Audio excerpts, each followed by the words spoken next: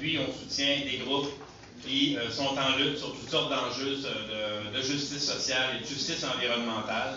Et je précise, d'ailleurs c'est pour ça que je suis fier d'être ici, que pour nous le mot international, ça ne veut pas dire ailleurs, ça veut dire partout. Et donc on appuie ici aussi, dans la mesure de ce qu'on peut faire, toutes sortes d'organisations, toutes sortes de groupes qui sont sur toutes sortes de luttes. Et je suis vraiment fier d'être ici avec vous ce matin pour ces raisons-là.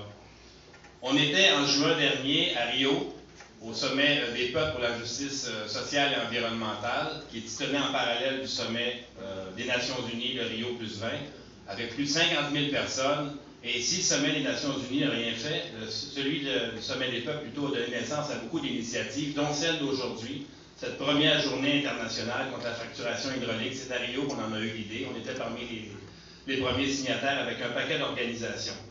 Il y a vraiment deux messages dans cette journée-là, très importants pour moi. Le premier, évidemment, c'est que la fracturation hydraulique, c'est pas bon. Et là, il y a des spécialistes qui vont en parler bien plus que moi. Mais le deuxième, c'est qu'il y a vraiment maintenant un mouvement mondial qui est en lutte contre cette entreprise-là, contre la fracturation hydraulique. On a mis beaucoup de drapeaux en berne aujourd'hui.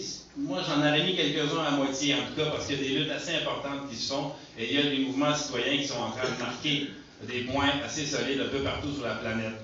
Le Québec, on l'a mis en haut, faire le lance, je pense, en Amérique du Nord, mais même en Europe, si on a parlé de la France, il y a d'autres pays, Allemagne, Danemark et compagnie, où là, les mouvements citoyens sont en train de marquer des pas importants et il y a des moratoires, des presque moratoires, des futurs moratoires qui s'en viennent. Et dans chacun de ces pays-là, il n'y a aucun moratoire qui naît parce qu'un gouvernement se réveille le matin en pensant que c'est une bonne idée. C'est le résultat d'une lutte citoyenne importante, d'une lutte sociale de chaque individu, de groupes de citoyens qui se sont mis en branle, qui ont réussi à tordre le bras, si je peux dire, de leur gouvernement, de leurs autorités, pour que finalement on mette en place un moratoire dans ce sens-là.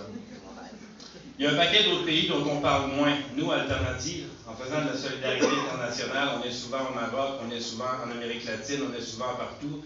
Et dans ces pays-là, malheureusement, les luttes sont au début. Et il faut être solidaire avec ça. Moi, je viens d'une région qui s'appelle Telford Mine, que vous connaissez. Et dernièrement, il y a eu un débat sur l'amiante intéressant au Québec. Et les Québécois ont dit quelque chose que j'avais même pas imaginé. Ils ont dit, c'est pas bon pour nous, donc c'est pas bon pour les Indiens, et on va être solidaire de ces gens-là. Et je pense que c'est ce qui va se passer aussi sur le gaz de schiste. C'est pas bon ici et c'est pas bon pour le Maroc. Et le mouvement mondial qui est en marche ne va pas s'arrêter jusqu'à ce que finalement on ait battu cette industrie-là à l'échelle planétaire. Merci.